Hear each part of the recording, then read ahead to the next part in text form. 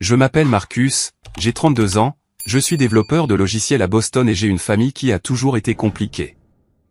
Notre voyage d'hiver au Colorado était censé être spécial, une chance de finalement nous rapprocher après des années de tension.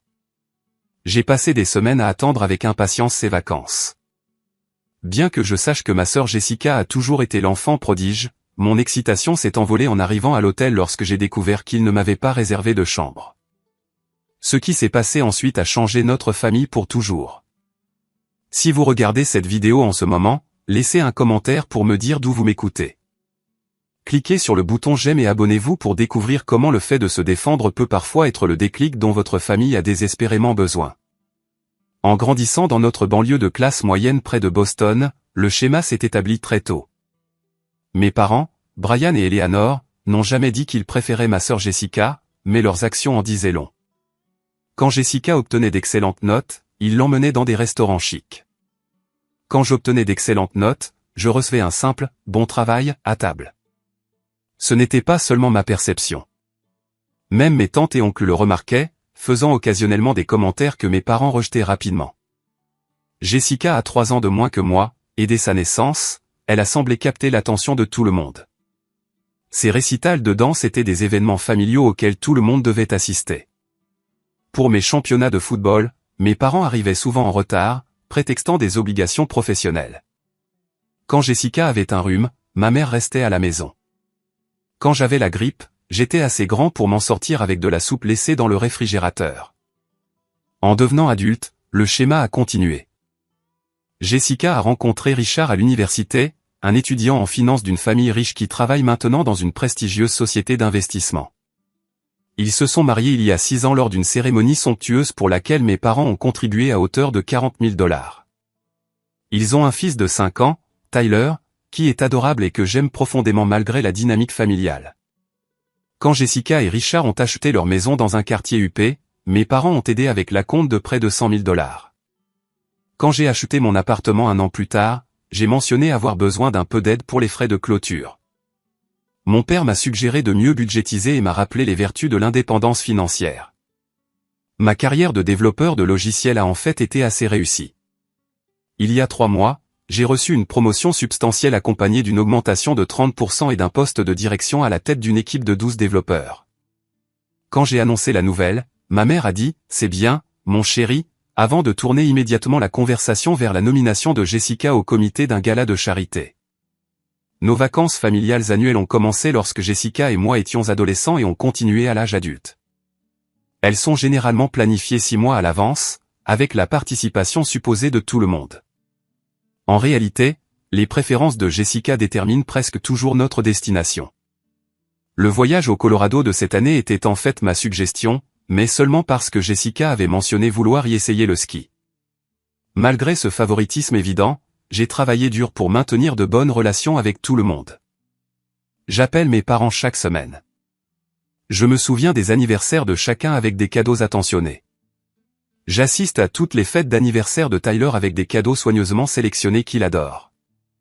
J'ai essayé de discuter du favoritisme avec mes parents 1 ou 2 fois, mais ils ont rejeté cela en disant que j'étais trop sensible au compétitif avec ma sœur.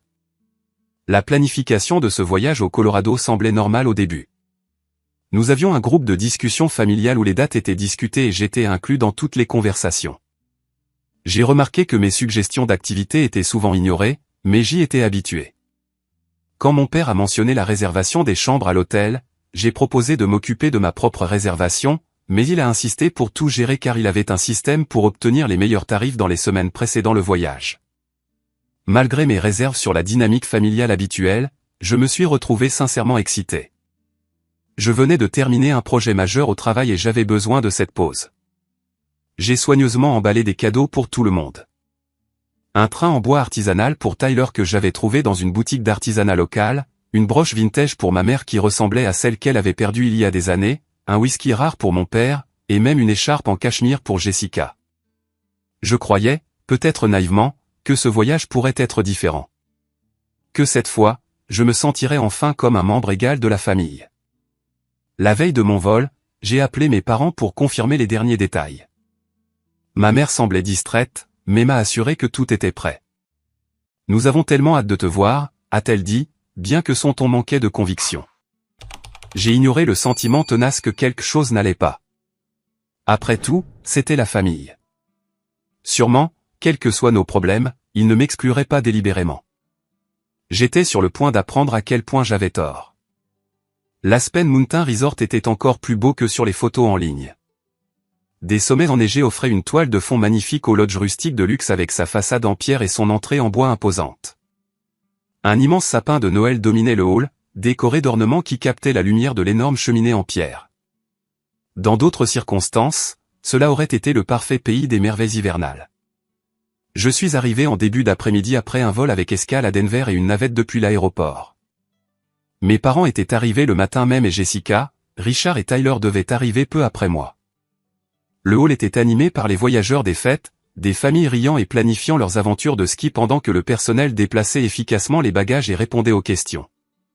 C'est alors que j'ai aperçu mes parents assis dans le coin salon du hall. Mon père était absorbé par son téléphone tandis que ma mère feuilletait une brochure de l'hôtel. Leur accueil a été prévisiblement tiède. Ma mère m'a offert une brève étreinte, mon père une poignée de main distraite et une tape sur l'épaule. « Bon vol ?» a demandé mon père, sans lever les yeux de son téléphone. « Pas mal », ai-je répondu. Un peu de turbulence en arrivant à Denver, mais rien de grave. Ma mère a hoché la tête distraitement.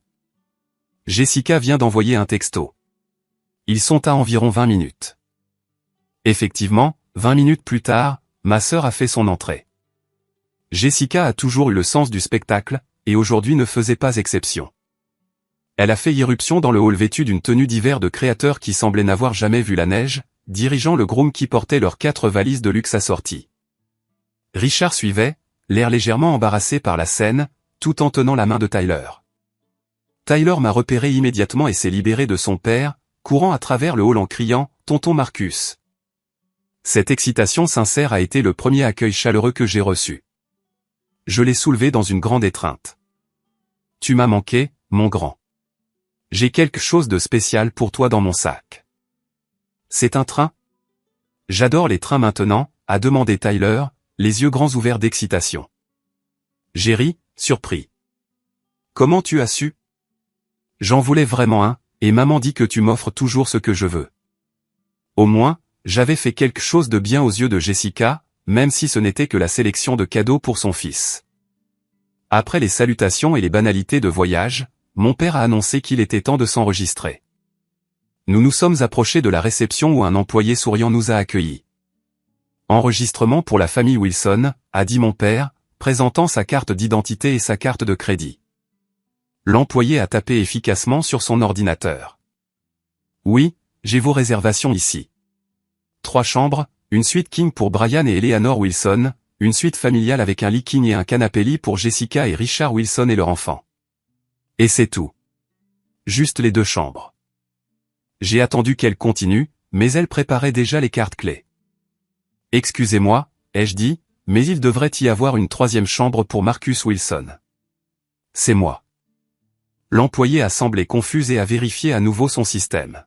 « Je suis désolé, monsieur, mais je n'ai que 2 chambres réservées sous le nom Wilson.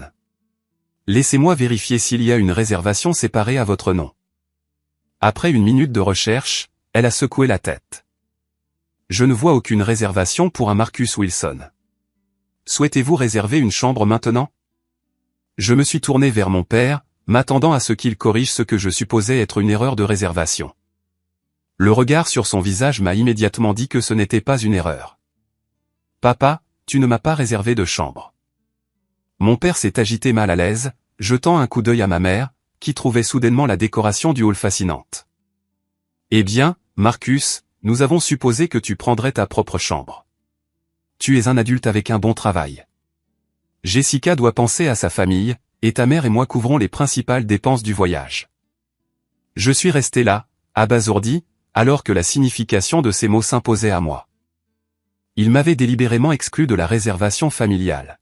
« L'hôtel est complet pour la semaine des fêtes », a ajouté l'employé en s'excusant. « Nous sommes à pleine capacité depuis des mois. » Je vois, ai-je dit doucement, essayant de comprendre ce qui se passait. Peut-être qu'il y a quelque chose à proximité. Je peux trouver mon propre logement. Mon esprit tournait à toute vitesse, essayant de résoudre le problème tout en luttant contre la vague montante de blessures et de colère. Jessica, qui avait écouté d'une oreille distraite tout en montrant les installations de l'hôtel à Tyler, s'est retournée et a offert le commentaire qui allait tout changer. N'en fais pas toute une histoire, Marcus. Nous avons réservé des chambres pour moi, mon mari et mon enfant. C'est nous, la vraie famille ici. Toi, tu es juste en plus. Tu peux probablement trouver un motel en bas de la montagne. Elle a dit cela avec un geste dédaigneux de la main. J'ai regardé mes parents, attendant qu'ils me défendent, qu'ils expriment leur choc face aux paroles cruelles de Jessica. Au lieu de cela, ma mère a détourné le regard, mal à l'aise, et mon père s'est montré très intéressé par le dépliant d'informations de l'hôtel. À ce moment-là, quelque chose a basculé en moi. Des années à accepter un statut de seconde classe dans ma propre famille se sont cristallisées en une seule prise de conscience. Rien n'allait changer à moins que je ne le change. La blessure était toujours là, une douleur physique dans ma poitrine, mais à côté d'elle grandissait une calme détermination. Alors, je m'en vais, ai-je dit simplement. Le manque d'émotion dans ma voix semblait les surprendre plus que si j'avais crié. Ne sois pas dramatique, a dit Jessica en levant les yeux au ciel. Va juste trouver un autre endroit où rester et rejoins-nous pour le dîner. Non, ai-je dit en ramassant mes bagages. Je veux dire, je quitte le voyage. Passez de bonnes vacances. Alors que je me tournais pour m'éloigner, j'ai entendu mon père m'appeler. Marcus, ne réagis pas de manière excessive. Nous allons trouver une solution. Mais j'ai continué à marcher, traversant le grand hall et sortant par les lourdes portes en bois pour retrouver l'air vif de la montagne.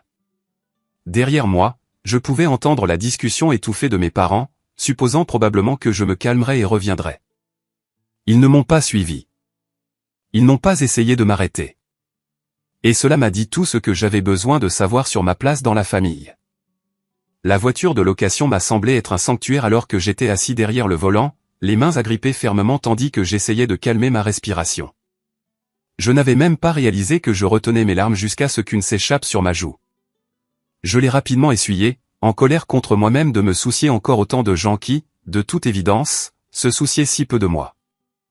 Reprends-toi, Marcus, me suis-je marmonné, en démarrant le moteur. La chaleur a lentement rempli la voiture, mais n'a rien fait pour réchauffer la froide prise de conscience qui s'installait dans ma poitrine. Mon premier instinct a été pratique. Trouver un endroit où rester. J'ai sorti mon téléphone et j'ai commencé à chercher des hébergements à proximité.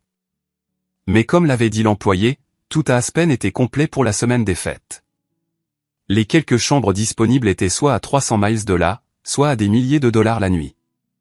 Après 30 minutes de recherche de plus en plus désespérée, je me suis souvenu que mon colocataire d'université, Anthony, avait déménagé à Denver quelques années auparavant. Nous ne nous étions pas beaucoup parlé récemment, au-delà d'interactions occasionnelles sur les réseaux sociaux, mais nous avions été proches. Denver était à environ 2 heures de route d'Aspen. Pas idéal, mais c'était quelque chose. J'ai trouvé son numéro et n'ai hésité qu'un instant avant d'appeler. Il a répondu à la 3e sonnerie. Marcus, mec, ça fait une éternité. Comment vas-tu? Salut, Anthony. Je suis en fait au Colorado en ce moment. C'est vraiment de dernière minute, mais je suis dans une situation compliquée. Je lui ai donné la version condensée de ce qui s'était passé.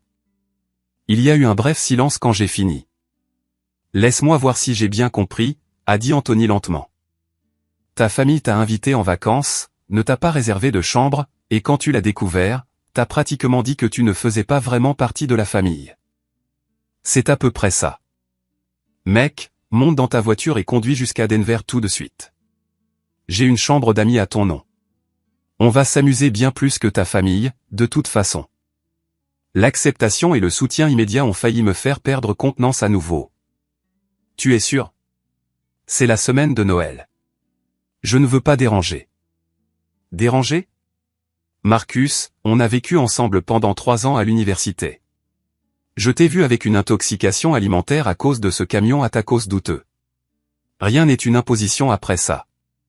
Viens, je t'envoie mon adresse par texto. Conduis prudemment. En quittant le parking de l'hôtel, j'ai jeté un regard en arrière vers la grande entrée. Personne n'était sorti me chercher. Mon téléphone n'avait pas sonné. Ils supposaient probablement que je bluffais ou que je trouverais un hébergement de seconde zone et que je les rejoindrais plus tard, dûment réprimandé pour avoir fait des histoires. La route vers Denver m'a donné le temps de réfléchir. Les routes de montagne sinueuses exigeaient de l'attention, ce qui a aidé à concentrer mes pensées tourbillonnantes.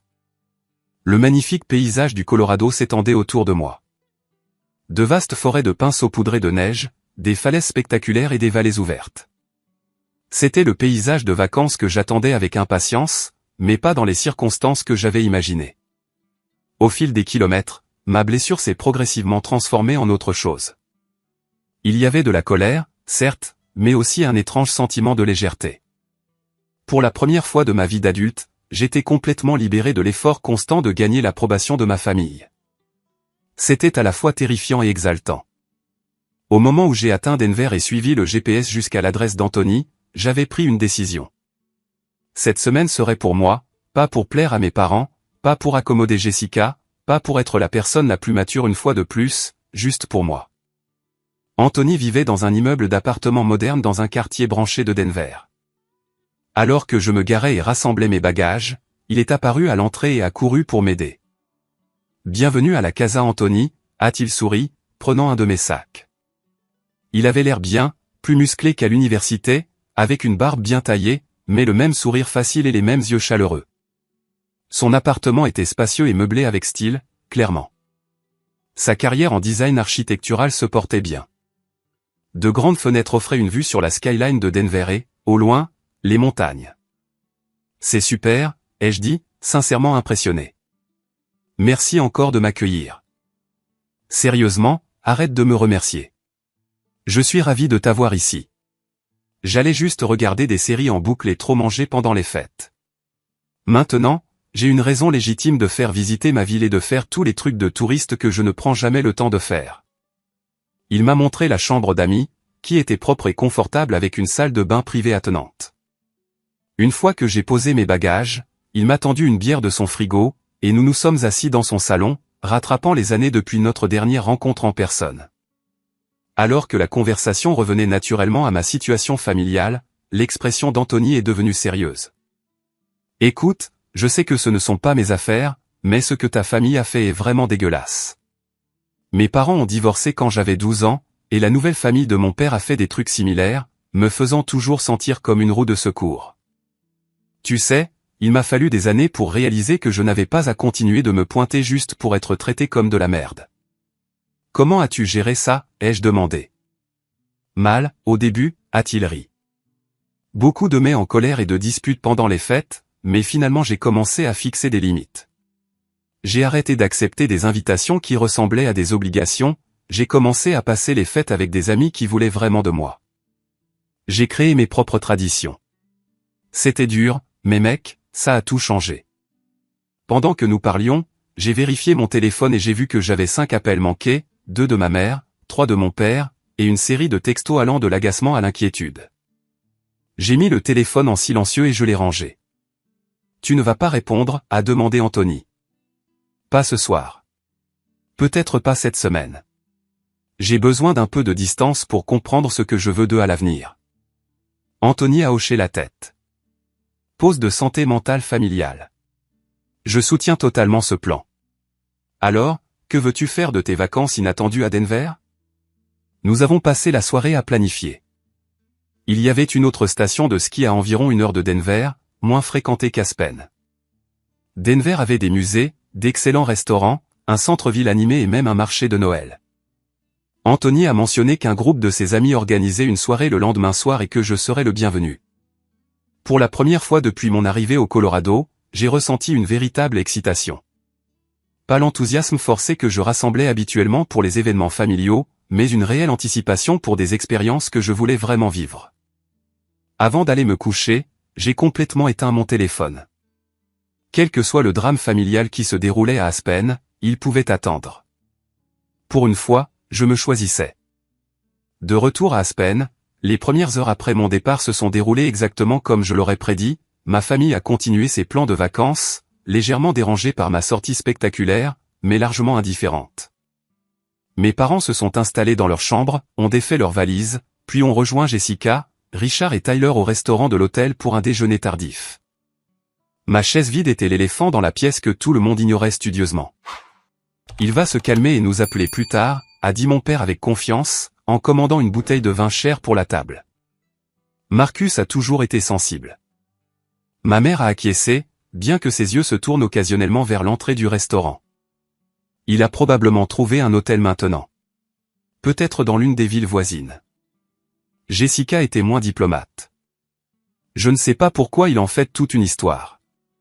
Ce n'est pas comme si on lui avait dit qu'il ne pouvait pas venir en voyage. Il aurait pu réserver sa propre chambre il y a des mois s'il y avait pensé.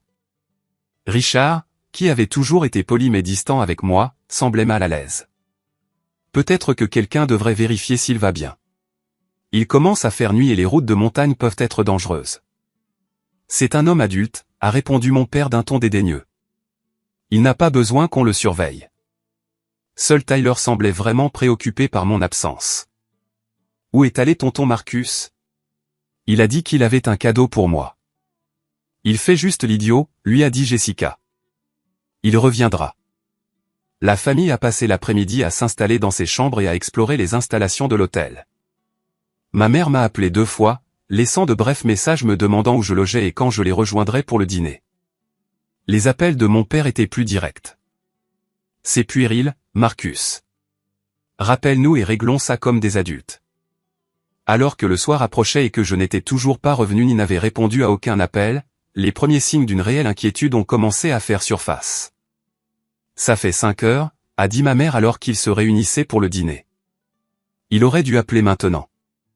Mon père a de nouveau vérifié son téléphone. Tous mes appels vont directement à la messagerie vocale maintenant. Il doit avoir éteint son téléphone. Ou peut-être que la batterie est morte, a suggéré Jessica, bien que son assurance habituelle vacillait légèrement.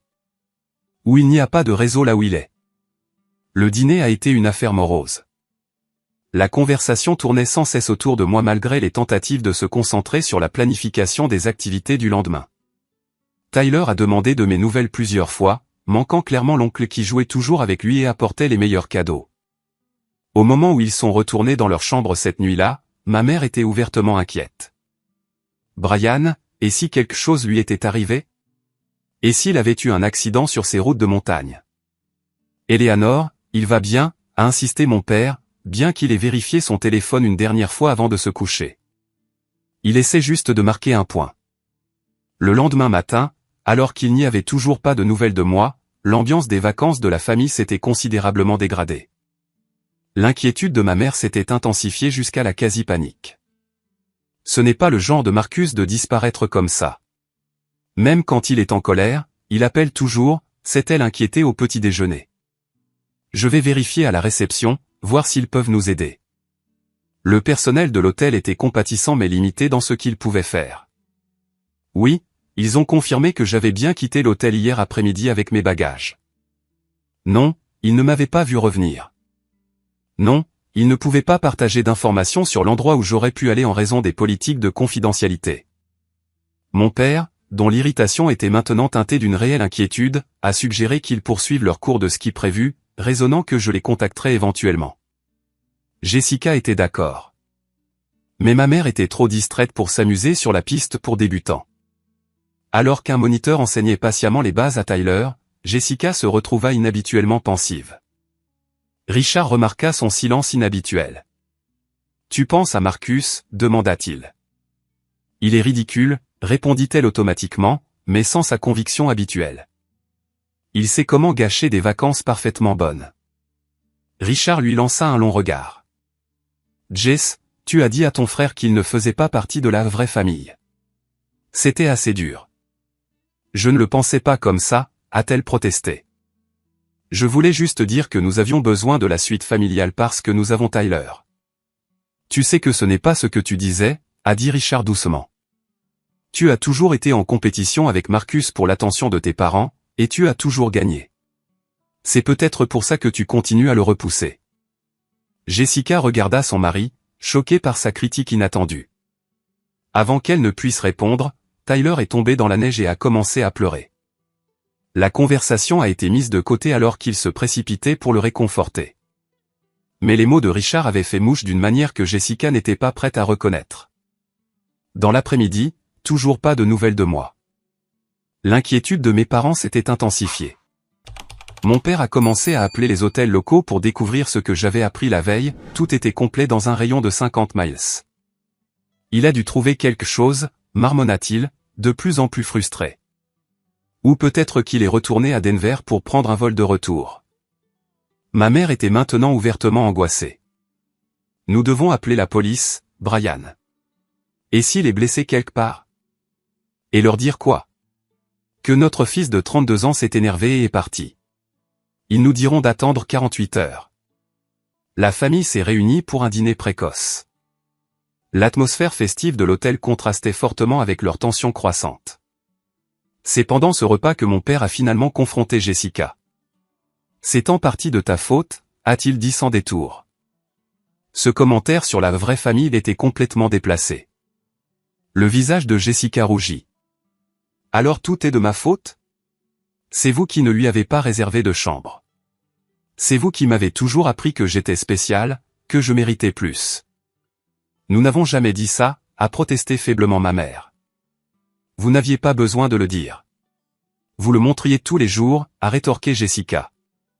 Et maintenant vous êtes choqué que Marcus en ait finalement eu assez. La dispute s'est envenimée, des années de dynamique familiale non dite éclatant soudainement à une table de dîner public. Richard a essayé de calmer la situation tandis que Tyler, submergé par les émotions des adultes, a recommencé à pleurer. « Je veux tonton Marcus », sanglota Théil. Il a promis de m'apprendre à construire un bonhomme de neige. Il a dit qu'il avait un train spécial pour moi. Jessica a essayé de le réconforter, mais Tyler s'est dégagé. « C'est toi qui as fait partir tonton Marcus. Tu as été méchante avec lui. » Même un enfant de 5 ans pouvait voir ce que les adultes niaient depuis des années. La table est tombée dans un silence inconfortable, rompu seulement par les reniflements continus de Tyler. Mon père a payé l'addition rapidement, et la famille est retournée dans ses chambres en silence. Cette nuit-là, dans leur suite King, mes parents ont eu leur propre prise de conscience. « On a vraiment tout gâché, n'est-ce pas ?» a dit ma mère doucement dans l'obscurité. Mon père, qui avait toujours été prompt à défendre leur parentalité, était inhabituellement réfléchi. Je ne pensais pas que c'était si grave. Je pensais que Marcus comprenait que Jessica avait besoin de plus d'attention. Plus d'aide. Pourquoi comprendrait-il ça? Pourquoi quelqu'un le comprendrait? La voix de ma mère s'est légèrement brisée. Brian, et s'il ne revenait pas? Pas seulement de ses vacances, mais à nous. Et si c'était la goutte d'eau qui a fait déborder le vase? La question est restée en suspens entre eux, aucun ne voulant exprimer sa plus grande peur, qu'ils aient peut-être finalement repoussé leur fils pour de bon. Pendant que ma famille se débattait avec mon absence, je vivais la journée la plus libératrice que j'ai eue depuis des années. Anthony et moi sommes arrivés à la station de ski de Copper Mountain peu après son ouverture. Les pistes étaient moins fréquentées que celles d'Aspen, et les vues étaient tout aussi spectaculaires. Je n'ai pas skié depuis 2 ans, ai-je avoué alors que nous récupérions notre équipement de location. Je suis peut-être un peu rouillé. Pas de jugement ici, a ri Anthony. Je tombe au moins 3 fois à chaque sortie. C'est une tradition. Nous avons commencé sur une piste intermédiaire pour nous échauffer. La sensation de glisser sur la montagne, l'air froid qui filait, exigeait une concentration totale. Il n'y avait pas de place pour le drame familial, pas d'espace pour les sentiments blessés ou les vieux ressentiments. Il n'y avait que la montagne, la neige et la sensation exaltante du mouvement. Après quelques descentes, nous nous sommes arrêtés dans un café au bord des pistes pour un café. La terrasse offrait une vue panoramique sur les montagnes, le soleil scintillant sur les sommets enneigés. « C'est incroyable », ai-je dit, me sentant plus détendu que je ne l'avais été depuis des mois. « Merci de m'avoir amené ici au lieu de me laisser me morfondre à Denver. » Ce morfondre était le plan B, a souri Anthony. Mais ça semblait meilleur pour l'âme. Alors que nous nous préparions pour une autre descente, une monitrice de ski menant un petit groupe a attiré mon attention. Elle devait avoir à peu près mon âge, avec des cheveux auburn dépassant de son casque et un style de ski confiant et gracieux alors qu'elle démontrait des techniques. Anthony a remarqué ma distraction. C'est Samantha. Elle est amie avec mon coloc d'il y a quelques années. Tu veux une présentation? Avant que je puisse répondre, il lui faisait déjà signe. Elle nous a repérés, après avoir donné des instructions à son groupe, à skier vers nous en douceur. Anthony, je ne savais pas que tu montais aujourd'hui, a-t-elle souri en retirant ses lunettes. Ses yeux étaient d'un brun chaud qui se plissait au coin quand elle souriait. Décision de dernière minute. Sam, voici mon ami Marcus de Boston.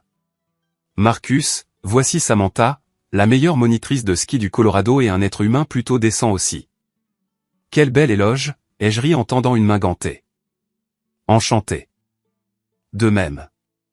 Vous appréciez notre montagne. Son regard direct était amical mais évaluateur. C'est incroyable. Ça vaut vraiment le vol transcontinental.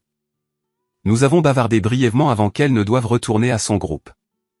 Avant de partir, elle a mentionné qu'elle terminait son service à 16 h et nous a invités à la rejoindre avec des amis pour un verre d'après-ski au chalet. Bien joué, m'a taquiné Anthony alors qu'elle s'éloignait à ski. Tu as réussi à former des phrases complètes et tout. Je l'ai poussé gentiment. Tais-toi. Allons faire une autre descente. Le reste de la journée s'est déroulé dans un tourbillon de ski, de rire et de la simple joie d'être dans un endroit magnifique en bonne compagnie. Pour la première fois depuis plus longtemps que je ne pouvais m'en souvenir, je ne gérais pas les émotions de quelqu'un d'autre ou ne mesurais pas mes mots avec soin pour éviter d'offenser. J'étais juste moi-même.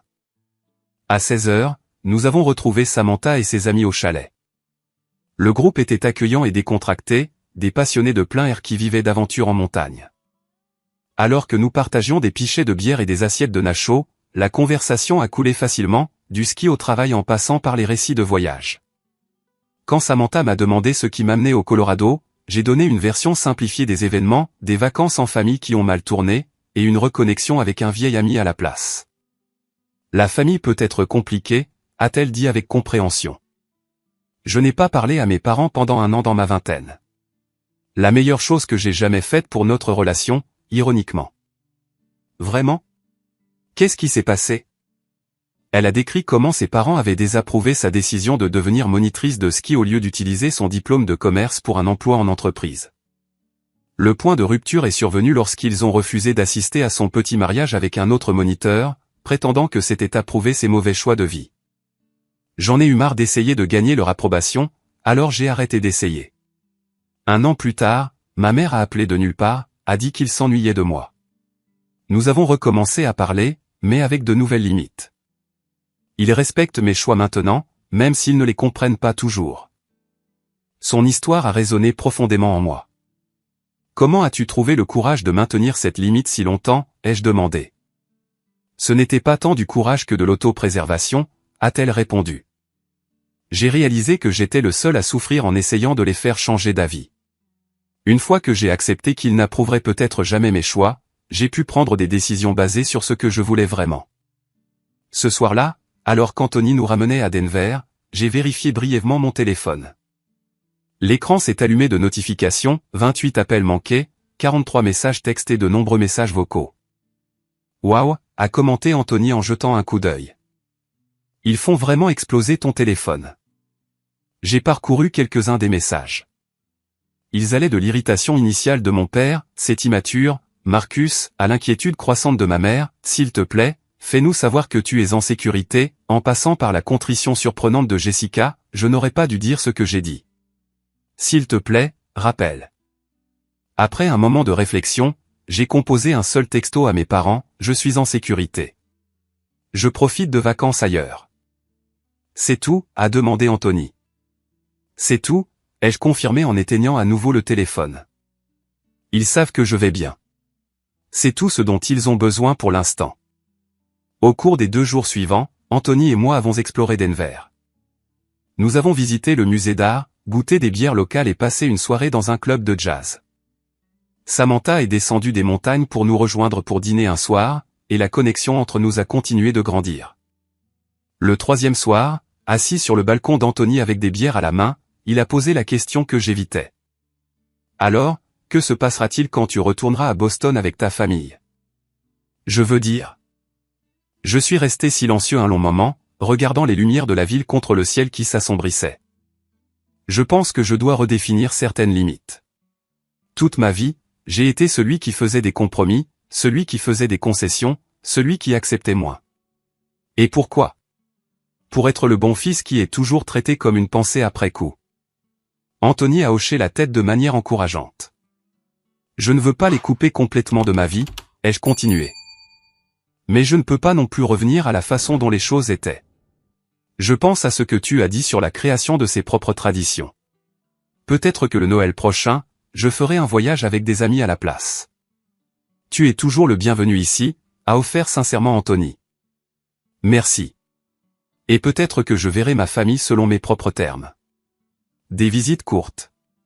Des lieux publics où tout le monde se comporte bien. J'ai souri avec mélancolie. Peut-être que je commencerai à dire non quand quelque chose ne me convient pas, au lieu d'être toujours celui qui s'adapte. Concept révolutionnaire, a dit Anthony avec une fausse gravité. Préconiser réellement ses propres besoins dans une relation. Nous avons ri, mais ces mots ont fait mouche. Toute ma vie, j'avais cru que l'accommodation inconditionnelle était le prix de l'appartenance à la famille.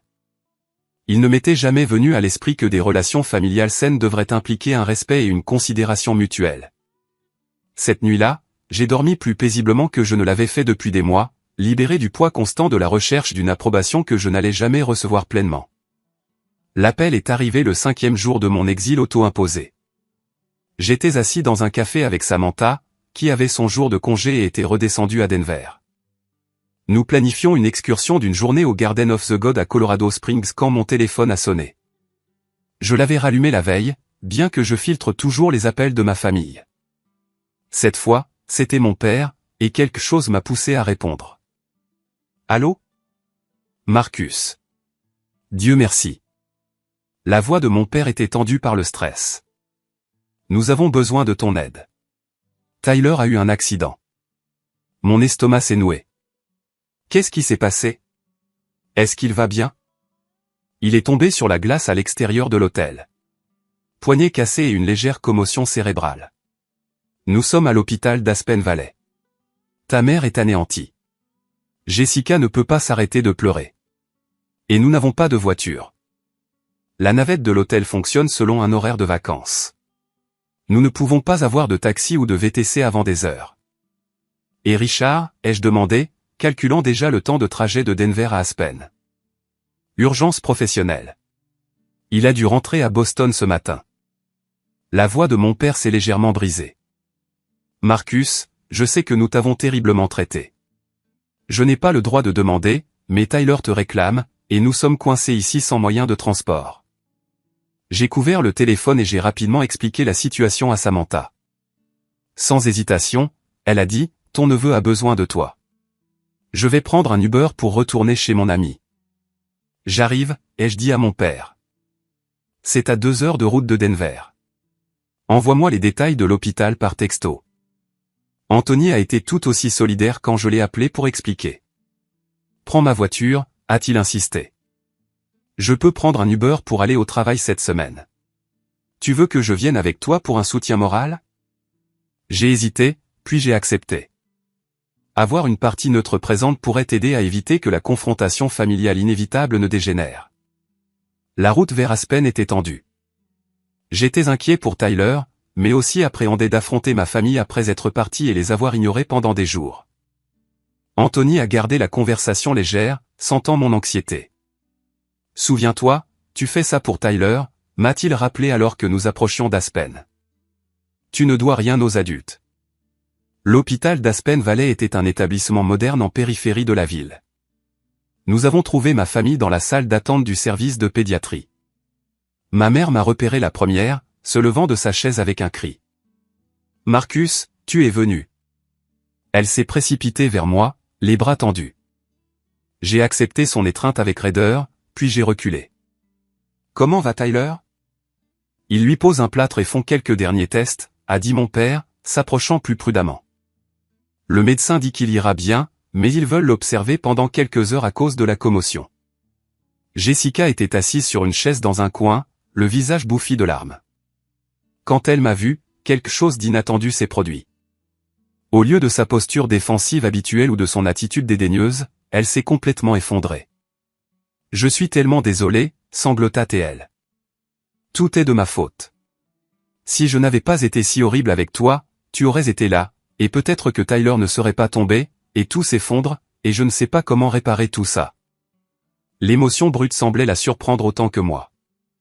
Jessica avait toujours été la personne posée, la fille parfaite. La voir si complètement défaite était désarmant. Ai-je dit maladroitement en lui tapotant l'épaule. Les enfants ont des accidents. Ce n'est pas ta faute s'il est tombé. Pas ça, a-t-elle secoué la tête avec véhémence. Tout le reste. La chambre, ce que j'ai dit, comment je t'ai toujours repoussé parce que j'avais peur que s'il t'aimait autant qu'il m'aimait, il n'y en aurait plus assez pour moi. La salle d'attente est tombée dans le silence, à l'exception des sanglots de Jessica. Mes parents semblaient stupéfaits par son aveu. J'ai senti une vie de soupçon se confirmer, Jessica était consciente du favoritisme et l'avait activement protégée. Je pense, a dit Anthony dans le silence gênant, que je vais aller trouver la cafétéria et vous laisser un peu d'intimité. Il m'a serré l'épaule en signe de soutien en partant. Une infirmière est apparue à la porte. Tyler demande son oncle Marcus. Il est assez contrarié et nous aimerions le calmer. Pourriez-vous entrer ? Je l'ai suivi jusqu'à une salle de soins où Tyler était allongé dans un lit qui le faisait paraître encore plus petit que ses 5 ans. Son bras gauche était dans un plâtre bleu vif et un petit pansement couvrait une coupure sur son front. Quand il m'a vu, son visage s'est illuminé malgré les larmes séchant sur ses joues. « Tonton Marcus, tu es revenu. Maman a dit que tu étais parti pour toujours. » « Pas pour toujours, mon grand, ai-je dit prudemment, m'asseyant sur le bord de son lit. J'avais juste besoin de temps pour moi. Mais je viendrai toujours quand tu auras besoin de moi. Regarde mon super plâtre. Le médecin a dit que j'étais super courageux. Sa résilience enfantine s'affirmait déjà, la chute traumatisante devenant une histoire d'aventure. Tu es super courageux, bien plus courageux que moi. Tu as apporté mon train, a-t-il demandé avec espoir. J'ai dû sourire face à ses priorités. Il est encore dans ma valise chez mon ami, mais je te promets que tu l'auras bientôt. Je suis resté avec Tyler jusqu'à ce qu'il s'endorme, épuisé par la douleur, les médicaments et l'excitation. Quand je suis retourné dans la salle d'attente, ma famille était regroupée en pleine conversation. Ils se sont tus quand je suis entré. Mon père s'est levé, sa présence habituellement imposante atténuée. Marcus, nous te devons des excuses. Plusieurs excuses, en fait. Nous avons discuté pendant que tu étais avec Tyler, a ajouté ma mère, de la façon dont nous t'avons traité au fil des ans. Nous n'avons jamais voulu que tu te sentes moins important, mais nous voyons maintenant que nos actions disaient le contraire. Pourquoi avez-vous fait ça, ai-je demandé doucement. C'était la question que je voulais poser depuis des décennies. Mes parents ont échangé un regard. Jessica a toujours été plus exigeante, a dit mon père lentement. Tu étais si autonome, même enfant. Nous sommes tombés dans un schéma où nous lui accordions plus d'attention parce qu'elle semblait en avoir plus besoin. Ce n'était pas juste pour toi. Et après un certain temps, c'est devenu la norme, a admis ma mère. Nous ne le remettions même plus en question. Quand ton père réservait les chambres, nous avons automatiquement pensé aux besoins de Jessica en premier. Ce n'est pas une excuse. C'est juste à quel point le schéma était ancré. Jessica, qui avait été inhabituellement silencieuse, a pris la parole. Je savais ce qui se passait depuis le début, et j'aimais ça. J'aime être la favorite. J'aime savoir que s'il fallait choisir entre nous, il me choisirait. Sa voix était faible mais ferme. Ça fait de moi une sœur horrible, n'est-ce pas? L'honnêteté brute dans la pièce était sans précédent dans notre histoire familiale. Depuis des générations, les Wilson s'étaient spécialisés dans les fictions polies et les éléphants non reconnus. Cette vérité brutale était un nouveau territoire pour nous tous. Où allons-nous à partir de maintenant, ai-je demandé, sans attendre de vraies réponses. Mon père m'a surpris. C'est à toi de décider, Marcus. C'est nous qui devons nous racheter. Dis-nous simplement ce dont tu as besoin de notre part à l'avenir.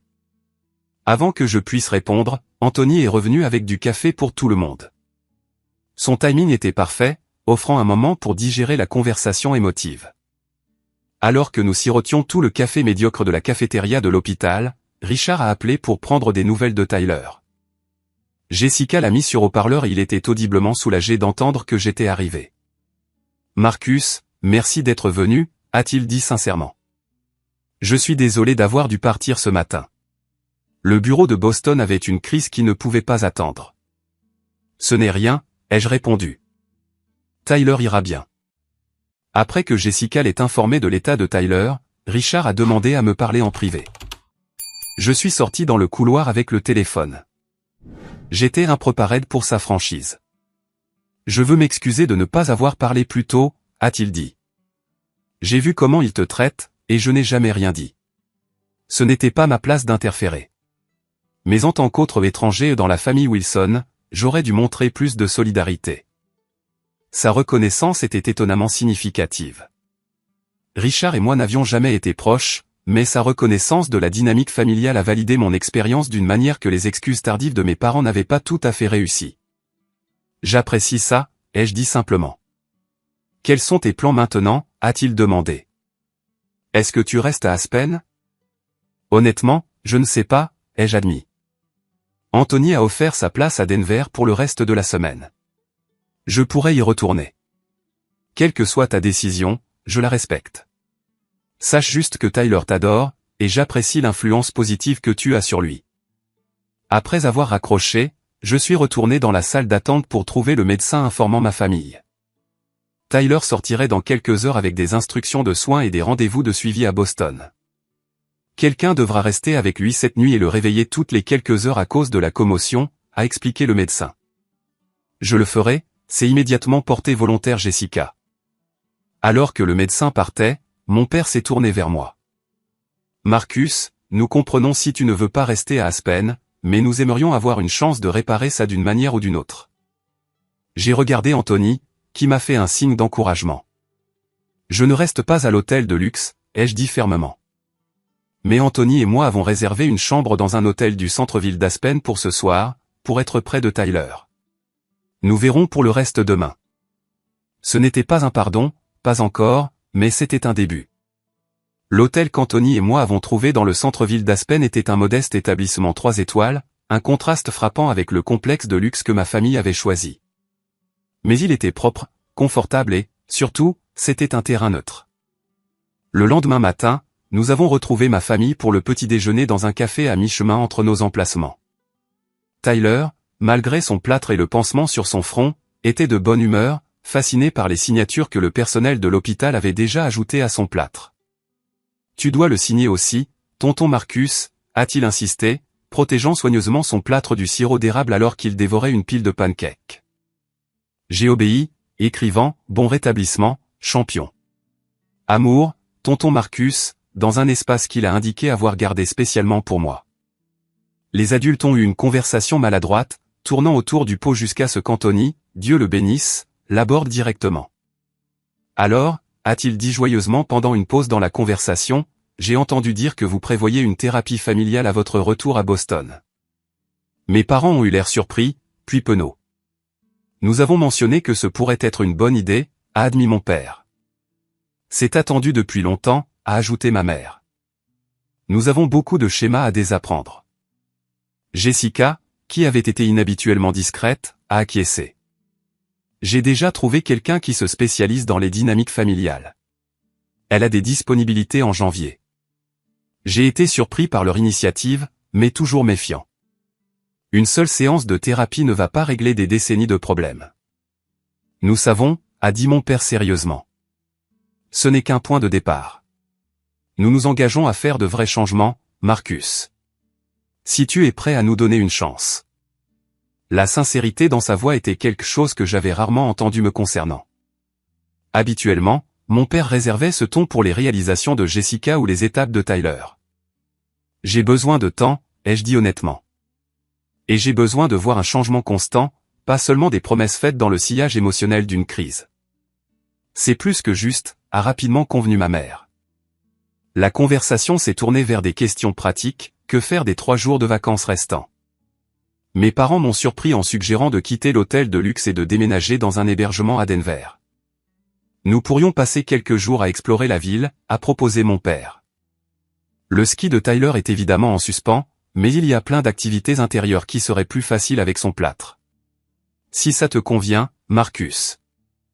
La considération, demander ma préférence plutôt que d'annoncer une décision, était un autre changement petit mais notable. En fait, a interrompu Anthony, j'allais suggérer quelque chose de similaire. mon appartement n'est pas assez grand pour tout le monde, mais il y a un bel hôtel près de chez moi avec des disponibilités, et Denver a de super musées adaptés aux enfants et un marché de Noël au centre-ville. Nous avons passé l'heure suivante à planifier un itinéraire révisé qui partagerait le temps entre Aspen et Denver. Tyler se reposerait un autre jour à Aspen pendant que son régime médicamenteux se stabilisait, puis la famille déménagerait à Denver pour les 2 derniers jours. Alors que le petit déjeuner se terminait et que nous nous préparions à nous séparer pour la journée, Jessica m'a pris à part. « Je dois dire autre chose », a-t-elle commencé maladroitement. J'ai réfléchi à pourquoi j'ai dit ce que j'ai dit à l'hôtel, à propos d'être la vraie famille.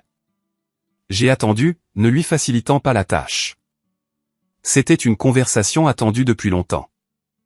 Je pense que j'ai toujours été jalouse de toi, a-t-elle continué, me surprenant.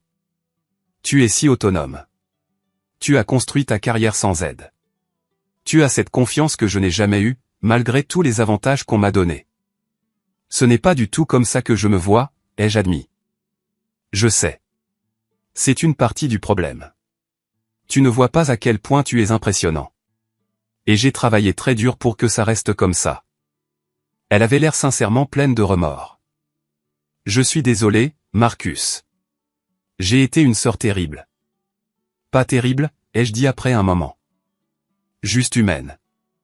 Nous avons tous nos insécurités. Ce n'était pas un pardon complet, mais c'était un pont qu'aucun de nous n'avait été disposé à construire auparavant. Le lendemain s'est déroulé tranquillement. Anthony et moi avons emmené Tyler dans une aire de jeu intérieure locale adaptée aux enfants blessés, tandis que mes parents s'occupaient du départ de l'hôtel et que Jessica organisait l'hébergement à Denver. Voir la joie de mon neveu dans des activités simples m'a rappelé pourquoi j'étais revenu malgré la blessure. Sur le chemin de Denver le jour suivant, Tyler s'est endormi sur la banquette arrière de la voiture d'Anthony. Il avait insisté pour voyager avec tonton Marcus et son ami Cool. Le silence a donné à Anthony et moi une chance de parler. « Comment tiens-tu le coup avec toute cette intensité familiale ?» a-t-il demandé. « Mieux que ce à quoi je m'attendais, ai-je admis. C'est étrange de les voir m'écouter réellement pour une fois.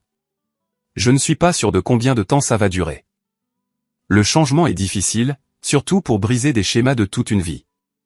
Mais le fait qu'ils essaient est significatif. Ouais, ai-je convenu. Bien qu'il ait fallu que je parte et que leur petit-fils se blesse pour que ça arrive. Parfois, il faut un choc au système pour reconnaître un problème, a haussé les épaules Anthony. L'important, c'est ce qui se passe ensuite. La partie du séjour à Denver s'est avérée plus agréable que je n'aurais pu l'imaginer. Mes parents ont fait des efforts visibles pour m'inclure de manière égale dans toutes les décisions et conversations. Jessica était moins compétitive et plus collaborative. Tyler, inconscient des dynamiques d'adultes mais ravi d'avoir tout le monde ensemble, a servi de force unificatrice avec son enthousiasme pour chaque activité. Lors de notre dernière soirée, alors que nous nous promenions dans le marché de Noël du centre-ville, mon père m'a pris à part. « Ta mère et moi avons discuté », a-t-il commencé. « Nous aimerions planifier les vacances familiales de l'année prochaine différemment. Peut-être que tu pourrais prendre les rênes de l'organisation. » L'offre de contrôle sur une tradition familiale était à la fois une branche d'olivier et une reconnaissance de l'exclusion passée. « J'y réfléchirai », ai-je dit, pas tout à fait prêt à m'engager dans de futurs événements familiaux. « Bien sûr », a-t-il hoché la tête, respectant mon hésitation. « Pas de pression. Sache juste que nous voulons que tu sois là et que nous sommes prêts à le faire selon des termes qui te semblent justes. » Plus tard dans la nuit, après que tout le monde soit retourné à son hôtel, Anthony et moi nous sommes assis sur son balcon, réfléchissant aux événements de la semaine. « Alors, que se passe-t-il quand tu rentres à Boston ?» a-t-il demandé. « Honnêtement, je ne suis pas sûr. Je suis prudemment optimiste, mais réaliste. Les gens ne changent pas du jour au lendemain. » « Et Samantha ?» a-t-il souri, changeant de sujet. « Elle m'a envoyé 2 textos pour demander comment ça se passait avec ta famille. » Je n'ai pas pu m'empêcher de sourire. Nous dînons ensemble quand elle sera à Boston le mois prochain pour une convention de sport d'hiver. Regarde-toi, en train de te faire une vie en dehors des drames familiaux, a taquiné Anthony. Il était temps, non? 3 mois plus tard, les changements dans ma dynamique familiale restaient un travail en cours, mais avec des développements prometteurs. Les séances de thérapie familiale s'étaient poursuivies toutes les 2 semaines, offrant un environnement structuré pour aborder des problèmes de longue date. Mes parents avaient fait des efforts constants pour traiter Jessica et moi de manière plus équitable, bien que d'anciens schémas réapparaissent occasionnellement. Peut-être le plus significatif, j'avais développé une nouvelle confiance pour fixer des limites. Quand ma mère appelait avec des exigences de dernière minute sur mon temps, je ne réorganisais plus automatiquement mon emploi du temps. Quand les réunions de famille devenaient tendues, je me sentais capable de partir plutôt que d'endurer pour le bien de la paix. Samantha et moi avions continué à nous fréquenter à distance, avec des visites le week-end toutes les quelques semaines. Sa perspective en tant qu'étrangère ayant navigué ses propres défis familiaux m'a fourni un soutien précieux. Quant à Jessica, notre relation avait évolué vers quelque chose de plus authentique, sans la compétition constante pour l'approbation parentale. Nous découvrions lentement que nous apprécions en fait la compagnie de l'autre à petite dose. Elle m'avait même appelé récemment pour me demander conseil sur une décision de carrière, une première dans notre relation d'adulte. La planification des vacances familiales annuelles pour l'été à venir était en cours, avec un document partagé où tout le monde contribuait équitablement ses idées. J'avais suggéré un chalet au bord d'un lac dans le Maine où nous pourrions chacun avoir notre propre espace tout en nous réunissant pour des activités, une manifestation physique de notre nouvelle approche des limites familiales. L'expérience douloureuse à l'hôtel d'Aspen avait été un catalyseur nécessaire au changement. En partant, j'avais forcé ma famille à me voir clairement, peut-être pour la première fois. Le chemin n'était pas terminé. La vraie guérison l'est rarement, mais nous allions dans la bonne direction. En repensant à ce moment charnière où j'ai quitté l'hôtel, je réalise que parfois la chose la plus puissante que vous puissiez faire dans une relation est de refuser d'accepter moins que ce que vous méritez. Parfois, il faut être prêt à partir pour créer la possibilité de quelque chose de mieux au retour. Avez-vous déjà dû vous éloigner de quelqu'un que vous aimez pour lui faire voir votre valeur? Ou avez-vous été de l'autre côté, ne réalisant ce que vous aviez qu'après l'avoir perdu? Partagez vos expériences dans les commentaires ci-dessous. N'oubliez pas d'aimer cette vidéo et de vous abonner pour entendre d'autres histoires sur les dynamiques familiales et la croissance personnelle. Et rappelez-vous, fixer des limites n'est pas égoïste. C'est essentiel pour des relations saines. Merci d'avoir écouté mon histoire et j'espère qu'elle vous aidera à naviguer vos propres défis familiaux avec courage et respect de vous-même. Hola. Pues, no sé, pues no me Podría trama. ser O la sea, flor que le darías a tu futura esposa en el altar cuando la veas entrando con su ramo de flores de áster. Y acordarse de esa flor que le diste de jóvenes, que nunca va a De olvidar porque es jóvenes. su flor especial. Mierda. Pero es que no sé, no me trama todavía. Oye, man. Víctor, Es que no estás Ah. enamorado. te vendo esta flor un peso, dámelo ya. Vale, pues. Y ya, Toma. punto final. ¡Grande! Mucha vuelta, ¿eh? Eso sí es un vendedor. Que la Pues me verga. la vendió barato. Pues, Li- ¿qué dije? literalmente te acercó. Vendo casas, vendo condominios, tengo que echarle choro. Pero No son cosas escúchame, baratas. escúchame. Para, hay Estamos del alguna chisme. gente. Escúchame, marica, es que hay alguna gente, marica, que no le interesa mucho contexto, marica, ¿me van a entender? O sea, Exacto. prefieren precio, o sea, es que en ningún momento me hablaste de precios, que es lo más Verdad. importante que una persona ve, marica. Es que mira, en mi rubro, el hablar de aun- precios de uno, aunque- tienes que primero ganchar al cliente de una manera, porque Aunque obviamente le vas a decir cuesta. Bueno, millones muchachos, de hoy vamos a hablar dólares, de equilibrio y elasticidad del cuesta mercado. 7 millones de No, dólares papi, la calle, casa, papi. o sea, Vamos a la hablar mansión, de te vas a asustar con el oferta precio. y demanda. Sayul. Oh. Claramente. Pero, No, pero escúchame, pero si le cuentas Pero es que toda la es una historia. flor. Tienes que venderle la experiencia. Es que Pero mucha es gente una le gusta la flor, experiencia. es repo, una flor, juguemos es pic, una flor. juguemos Entiendo pic. que esa- Pero Juegue es que pic. entiendo que puede ser algo muy grande o que llega a valer muy caro, pero es Juegue una pic. flor que no necesita tanta historia, ¿vamos a entender? Esa es la diferencia. Es que también depende del precio. Claramente, si le ofreces a una persona cualquier mamada, un peso te la va a comprar porque es un peso. ¿Dónde Es están como dando cuando- mamadas a un peso?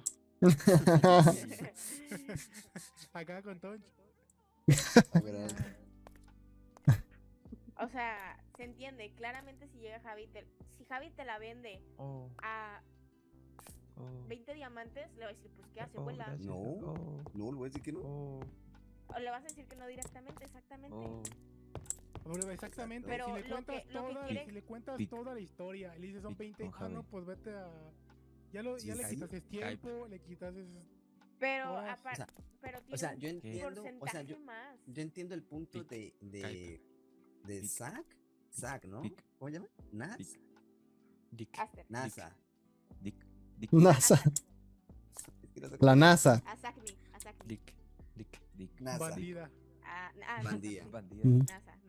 Julieta. No, esa es Julieta. Yo entiendo el punto de NASA, marica, porque literalmente puede ser que ella ven algo grande, o algo que tenga mucho precio. Asayu me sí, hubiera baneado. eso sí es muy necesario Es verdad. para no contar de Por todo lo precios, de ayer. porque ya el cliente sabe que lo que vas a comprar Baneado, va a valer suspendido. mucho, entonces por eso no habla. Pero cuando es una cosa muy pequeña como una flor, Claro. tienes que hablar de Quiso precios, hacer la del porque ahí lobo sí de ya Wall hay- Street. son cosas muy diferentes. Mi Sí, tocayo. Sí. Si aquí sigue, ¿tú crees Ok, que se ok, baneado? te entiendo. Pero igualmente Voy a yo tomar digo desde mi tu perspectiva consejo. No, no, que no. yo Sí, no sí, sí. tengo ni puta idea de No, no, no. esto, si yo te No, sincero. no, Sí. no. Y es mejor porque así es como la perspectiva de una persona que les vendes normalmente. O sea, Bueno, algo muy bueno, simple lo hiciste ¿pusiste complicado. la mina? A ver, vengan, hay chisme, Cash. ¿Ya estoy muy Ey. esquizo o escucho Ven. música? Vamos a... Ey, ¿Qué pasó? ey, No, escucha podemos dejar música, de la hablar de de- ventas y estamos jugando Tan, fucking tan, Minecraft. tan, Ah, ok. tan, tan, tan. ¿Jugando? Tonch, Esto no es ¿Jugando? juego, esto no es Es un vida juego, La real. vida. esto es La la vida vida real. real, papi. Tonch. Esto es la vida real, papi. ¿Pusiste tú la mina en mi casa? No, yo ayer puse muchas minas, pero no. Pero la de mi casa. No, sí. Sí. ¿Eh? Oh, oh. Sí. Ahora todo tiene sentido, por eso se puso ahí la mina, pues no sientes No, marica, ¿cómo vas a colocar una mina? Todo, marica, no, Sí, no me digas sí, que yo re ya. bien, marica. La no, venganza papi, del me ex. decepcionaste, man.